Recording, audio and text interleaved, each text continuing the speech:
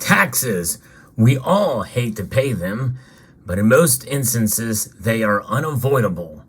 But in the case of precious metals, where there may be some legal ways to avoid having to pay capital gains tax on your gold and silver or other precious metals. We'll talk about it as we explore.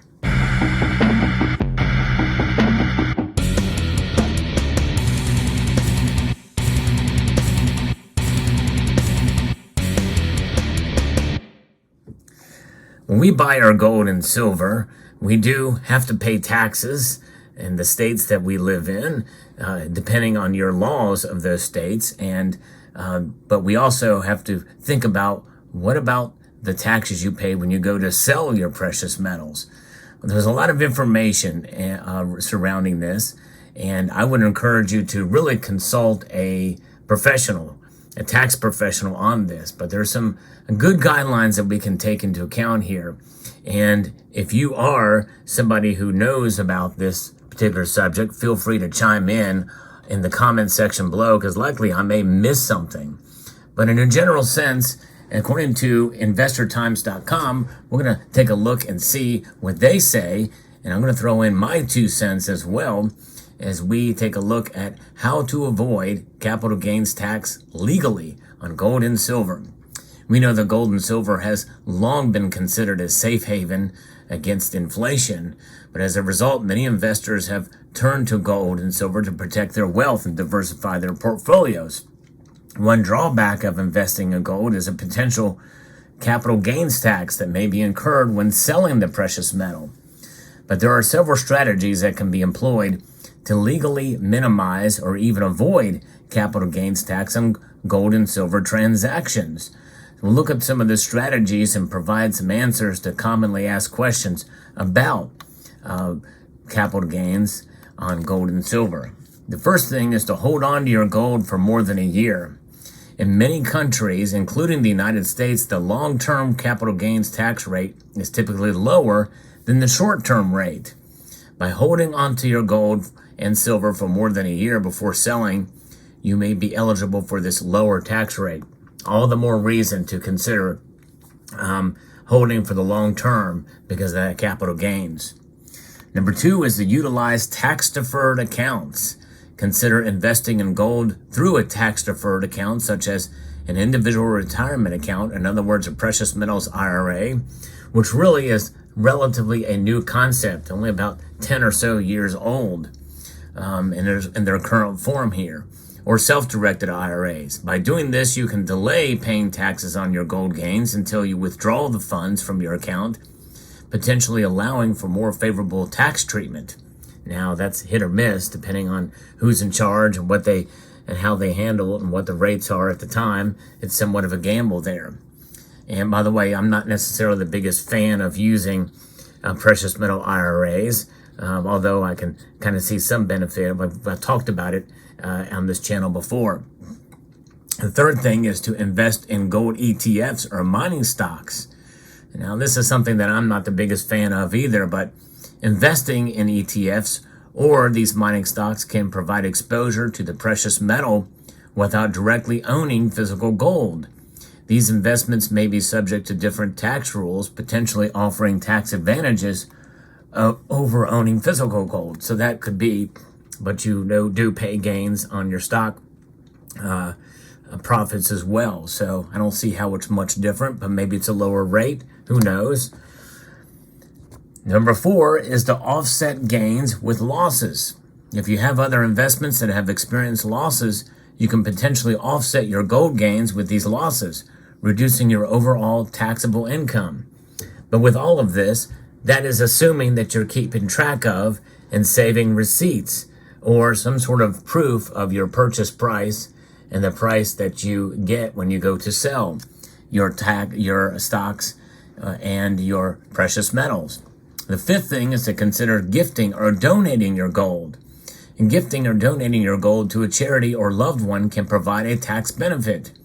By doing so, you may be eligible for a charitable deduction or a gift tax exclusion, effectively avoiding capital gains tax on the appreciation of your gold. This is why so many of you talk about holding precious metals as multi-generational wealth transfers. And that is a good idea to avoid the taxes on it. The sixth thing is to utilize tax-efficient investment vehicles. Look for investment vehicles that offer tax efficiency, such as gold mutual funds or gold royalty companies. I've actually talked about gold royalty companies on this channel. These investments can provide exposure to the gold market while potentially minimizing the tax impact on your overall returns. The seventh thing, and I believe in this for sure, is to diversify your gold holdings across different assets, such as gold, coins, bars, or bullion, such as you see here. And you may be able to take advantage of tax exemptions or lower tax rates on specific types of gold. For instance, American gold. American gold bullion, I think, is, from what I understand, may be mistaken, but I'm pretty sure that it is exempt from capital gains tax, federal capital gains tax. Check the laws in your states with both gold and silver eagles. You can buy these things tax-free from the United States Mint in the form of collectibles. And so any gains, for the collectible coins from the United States Mint, you wouldn't have to pay. But same thing for bullion.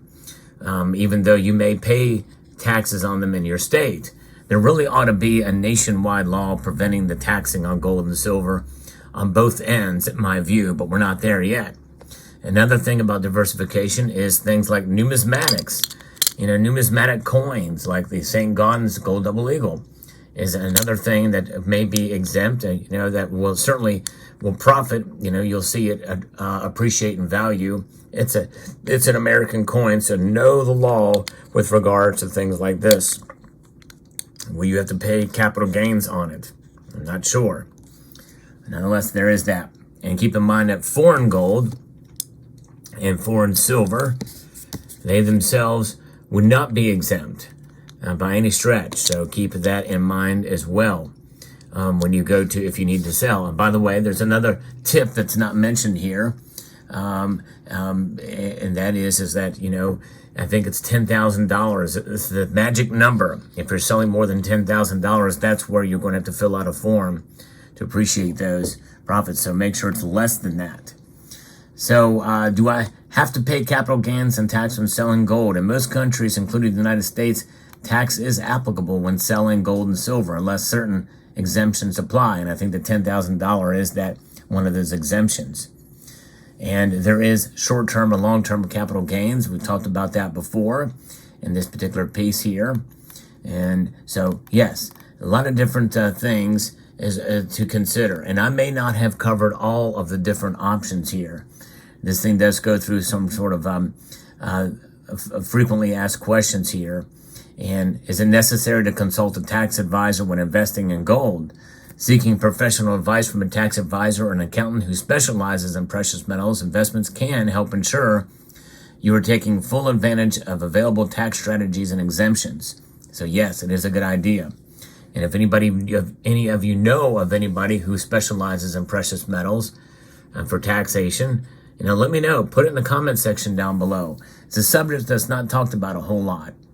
And what are the specific tax exemptions for gold investments? Well, they may vary depending on one country and the type of investment that it is. It's important to consult with a tax advisor to understand the specific exemptions applicable to your situation and in your state. And again, I believe that $10,000 is the magic number for the federal, but I don't know what it is for states. And I don't know what it is in your country if you live outside the United States. But nonetheless, there are different ways that you can, the myriad of different things to consider whenever you're buying precious metals in terms of its gains. But what do they all have to do with? That is documentation. What if you don't have the documentation? Well, you could be susceptible to an audit from which there would be a probe to find that documentation and to retrieve it. From all the different things, looking at your credit card statements, looking at transactions, interviewing your local coin shop, what have you. Who knows? But that would be very invasive. So the best thing is to try to avoid that as possible. You don't want to trigger an audit either. So there are different factors. Like, for instance, if you were to take your gold and silver and bring it into your local coin shop and sell it for $9,900, that might trigger some sort of suspicious activity. We talked about how that kind of thing happening with cash withdrawals and deposits by local coin shops and these banks shutting them down because of the implications. Well, there's a reason why that they're doing that, is to try to avoid that, and for that to cause suspicion in and itself is suspicious, but that's the world we live in. Nonetheless, there you have it. Let me know what your thoughts are, and let me know if there's anything else that I missed in this video on how to avoid capital gains tax on gold and silver. Hope you found this video informative, insightful, and educational. I'd like to extend a multitude of gratitude to you all for watching, and to encourage you to please rate, share, comment, and subscribe.